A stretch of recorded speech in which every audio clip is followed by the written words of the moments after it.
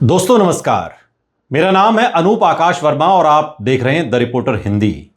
पश्चिम बंगाल विधानसभा चुनाव 2026 के दौरान उभरता हुआ सबसे दिलचस्प और निर्णायक ट्रेंड प्रवासी मजदूरों की संगठित और बड़े पैमाने पर घर वापसी है, जिसने एक बार फिर चुनाव के समीकरण को गहराई से प्रभावित करना शुरू कर दिया है। मालदा, मुर्शिदाबाद, उत्तर दिनाजपुर, दक्षिण दिनाजपुर और कूच बिहार जैसे जिलों से लाखों लोग वर्षों से रोजगार की तलाश में दिल्ली, बिहार, सिक्किम, महाराष्ट्र और दक्षिण भारत के राज्यों में काम करने जाते रहे हैं। लेकिन चुनाव के समय उनका अपने गांव लौटना इस बार केवल एक सामान्य प्रक्रिया नहीं बल्कि एक संगठित राजनीतिक संकेत के रूप में देखा जा रहा है। ग्राउंड रिपोर्ट से ये साफ झलकता है कि इस बार लौट रहे प्रवासी मजदूर सिर्फ वोट डालने की औपचारिकता निभाने नहीं आए हैं, बल्कि वो राज्य की राजनीतिक दिशा को प्रभावित करने की स्पष्ट मानसिकता के साथ आए हैं। सिलीगुड़ी जैसे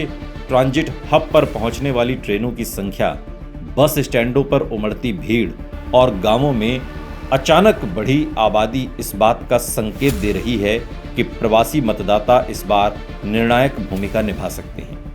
बीजेपी के प्रदेश अध्यक्ष शमिक भट्टाचार्य द्वारा 71 ट्रेनों के जरिए मजदूरों के लौटने का दावा इस मुद्दे को राजनीतिक रंग देता है।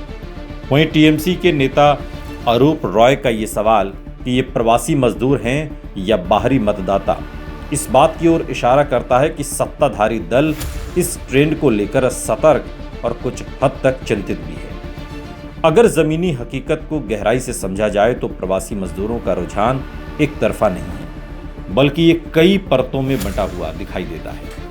पहली और सबसे अहम बात यह है कि बड़ी संख्या में लौटने वाले मजदूर आर्थिक मुद्दों को सबसे ऊपर रख रहे हैं। रोजगार, आय और जीवन स्तर उनके लिए प्राथमिक मुद्दे हैं। कई मजदूरों ने खुलकर ये कहा है कि राज्य में रोजगार के अवसरों की कमी के कारण उन्हें बाहर जाना पड़ता है और यही मुद्दा उनके वोटिंग निर्णय को प्रभावित करेगा। इस लिहाज से देखें तो बीजेपी को एक वर्ग में बढ़त मिलती दिख रही है, खासकर उन प्रवासी मजदूरों में जो उत्तर भारत के राज्यों में काम करते हुए वहां की राजनीतिक और सामाजिक परिस्थितियों से प्रभावित हुए हैं। इन मजदूरों का एक हिस्सा नरेंद्र मोदी की योजनाओं जैसे मुफ्त राशन, उज्ज्वला, आयुष्मान भारत को सकारात्मक रूप से देखता है और मानता है कि केंद्र सरकार की नीतियों ने उनके जीवन में कुछ राहत दी है। दूसरी ओर टीएमसी की पकड़ पूरी तरह कमजोर नहीं हुई है, खासकर उन मजदूरों के बीच जिनके परिवार अभी भी राज्य में रहते हैं और जो राज्य सरकार की योजनाओं जैसे लक्ष्मी भंडार, स्वास्थ्य साथी और सब्सिडी योजनाओं का लाभ उठा रहे हैं। ममता बनर्जी की छवि एक जमीनी नेता के रूप में अब भी ग्रामीण क्षेत्रों में मजबूत है और महिला मतदाताओं के साथ साथ उनके परिवारों में ये प्रभाव साफ दिखाई देता है। कई प्रवासी मजदूरों ने यह भी कहा है कि वो भले ही रोजगार के लिए बाहर जाते हों, लेकिन राज्य सरकार द्वारा दी जा रही सामाजिक सुरक्षा योजनाएं उनके परिवारों के लिए महत्वपूर्ण है, इसलिए वो टीएमसी के पक्ष में झुकाव रखते हैं। इसके अलावा एक तीसरा वर्ग भी सामने आता है जो पूरी तरह से मुद्दा आधारित वोटिंग की बात कर रहा है।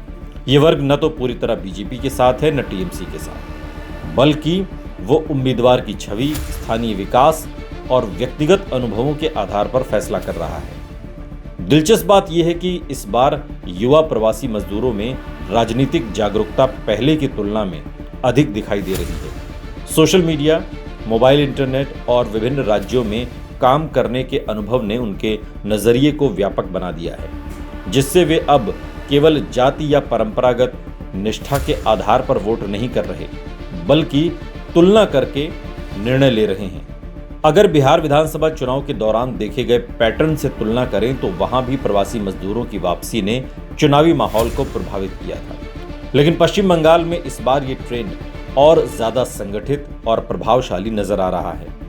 रेलवे द्वारा चलाई गई समर स्पेशल ट्रेनों और केंद्र सरकार की व्यवस्थाओं ने इस वापसी को और आसान बना दिया है, जिससे मतदान प्रतिशत बढ़ने की संभावना भी मजबूत हो गई है। चुनाव आयोग द्वारा सुरक्षा के कड़े बंदोबस्त और केंद्रीय बलों की तैनाती भी ये सुनिश्चित कर रही है कि ये मतदाता बिना किसी दबाव के मतदान कर सकें। कुल मिलाकर अगर एक स्पष्ट निष्कर्ष निकालने की कोशिश की जाए तो ये कहना जल्दबाजी होगा कि प्रवासी मजदूर पूरी तरह किसी एक पार्टी के साथ खड़े हो गए हैं। लेकिन इतना स्पष्ट है कि आर्थिक मुद्दों और रोजगार की तलाश ने उन्हें बीजेपी की ओर आंशिक रूप से आकर्षित किया है, जबकि राज्य स्तर की कल्याणकारी योजनाओं और स्थानीय जुड़ाव ने टीएमसी के प्रति उनके भरोसे को बनाए रखा है।